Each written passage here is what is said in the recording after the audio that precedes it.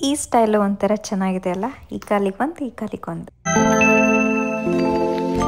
ಜೈ ಶ್ರೀರಾಮ್. ತುಂಬಾ ವರ್ಷಗಳ ನಂತರ ನನ್ನ ಕೂದಲಿಗೆ ಕರ್ಲ್ ಸ್ಟಿಕ್ಸ್ ಯೂಸ್ ಮಾಡಿ ಹೀಟ್ಲೆಸ್ ಕರ್ಲ್ ಮಾಡಿದೆ. ಇದು ನಾನು ಹೇರ್ ಕಟ್ ಮಾಡಿಸೋ ಮುಂಚಿನ ವಿಡಿಯೋ. ಈ ಡ್ರೆಸ್ಗೆ ಈ ಹೀಲ್ಸ್ ಹಾಕೋಬೇಕಿತ್ತ ಅಥವಾ ಈ ಶೂ ಹಾಕೊಳ್ಳ ಅಥವಾ US ನ ಟ್ರೆಂಡ್ ಒಂದ್ ಕಾಲಿಗೆ ಒಂದು ಹೀಲ್ಸ್ ಇನ್ನೊಂದು ಕಾಲಿಗೆ ಶೂ ಹಾಕೊಳ್ಳ ಅನ್ನೋ ಕನ್ಫ್ಯೂಷನ್ ಅಲ್ಲಿನೇ ಲೇಟ್ ಆಯ್ತು.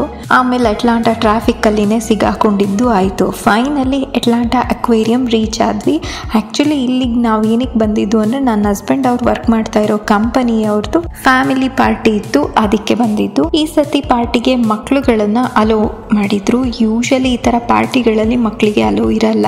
ಇದೊಂಥರ ಮಕ್ಕಳಿಗಾಗಿನೇ ಅಲೋ ಮಾಡ್ಲಿಕ್ಕೋಸ್ಕರ ಅಂತಾನೆ ಇಟ್ಟಿರೋ ಅಂತ ಪಾರ್ಟಿ, ಅದಕ್ಕೆ ಅಕ್ವೇರಿಯಂ ಅಲ್ಲಿ ಇಟ್ಟಿದ್ರು. ಸೊ ಈ ಪಾರ್ಟಿ ಇದ್ದ ಕಾರಣ ನಮ್ಗೆ ಅಕ್ವೇರಿಯಂ ಒಳಗೆ ಫ್ರೀ ಎಂಟ್ರಿ ಸಿಕ್ತು.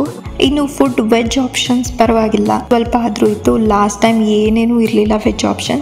ಈ ಸತಿ ಬನ್, ಪೊಟ್ಯಾಟೊ ಫ್ರೈ, ಡಬಲ್ ಬೀನ್ಸ್ ಕರಿ, ಹಲಸಿನಕಾಯಿ ಫ್ರೈ ಇತ್ತು. ನನಗೆ ಈ ಪೊಟ್ಯಾಟೊ ಫ್ರೈ ತುಂಬಾ ಇಷ್ಟ ಆಯ್ತು. ಟೇಸ್ಟ್ ತುಂಬಾ ಚೆನ್ನಾಗಿತ್ತು. ಇದೇ ನಮ್ಮ ಊಟ ಆಯ್ತು. ಈ ಊಟನ ಮಾಡ್ಕೊಂಡು ಈ ಅಕ್ವೇರಿಯಂ ನೋಡಕ್ಕೆ ಅಂತ ಹೋದ್ವಿ. ಇಲ್ಲಿಗೆ ನಾನು ಆಕ್ಚುಲಿ ಸೆಕೆಂಡ್ ಟೈಮ್ ಬಂದಿದ್ದು. US ನಲ್ಲೇ ಲಾರ್ಜೆಸ್ಟ್ ಅಕ್ವೇರಿಯಂ ಈ ಜಾರ್ಜಿಯಾ ಅಕ್ವೇರಿಯಂ.